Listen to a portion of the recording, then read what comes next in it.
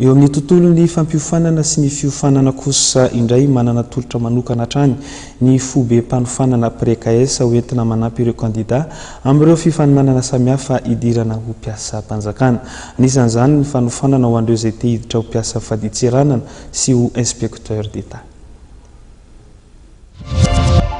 Dia mbola faly miaraba ny isa-tokantrano moa zany ny zahay ato amin'ny prekaes.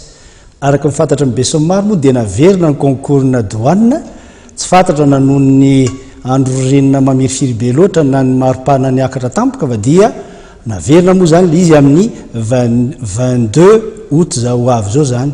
Ary zay indrindra no anaovan'ny prekaes faradoboka manomboka amin'ny latsinainy 8 août ka hatramin'ny 20 août. Betsaka ny mpianatra efa tao fa tsaratsara raha miverina satria misy zavatra hafa foana zany nomena amin'ny resaka connaissance générale moa zany ny tena atao. Dia 8 août ka hatramin'ny 20 août zany no anaovana zay faradoboka amin'ny agent des douanes, contrôleur des douanes ary ny inspecteur des douanes.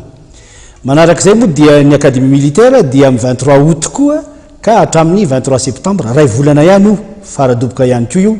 Ary ny inspecteur d'État moa zany dia efa manomboka fa dia misy stratégie de concours vaovao omenay zay tsy famenay hatramin'izay fa anamafisana sy anatevenana ny fahaizany tsirairay avy mba hiatrehany atsaka sy andavany zany concours na inspecteur d'État izany. Tsy nataonay teo aloha izy io akoa fa satria amin'izao fotoana zao hita zany par expérience zavatra tokony mena.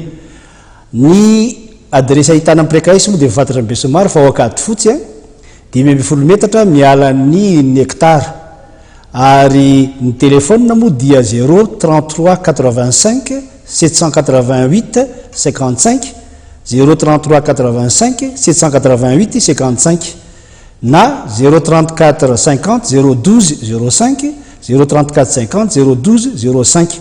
Mariany eto fa ministra anankiroa nefa mivoaka tao amin'ny prekaes ary directeur maromaro zany zay miasa ny ministère maro isan-karazany ihany.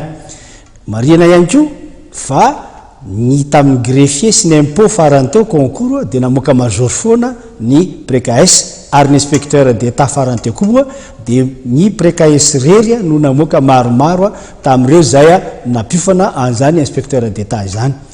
Ny ataon'ny prekaes zany amin'izao manomboka amin'ny latsinaina dia faradoboka ho an'ny douane, agent, contrôleur ary ny inspecteur farana 20 août io présélection zany io averina io. Ary ny académie militaire dia 23 août hatramin'ny 23 septembre dia ny inspecteur d'État moa zany dia efa manomboka ary efa mianatra zany ny ankizy.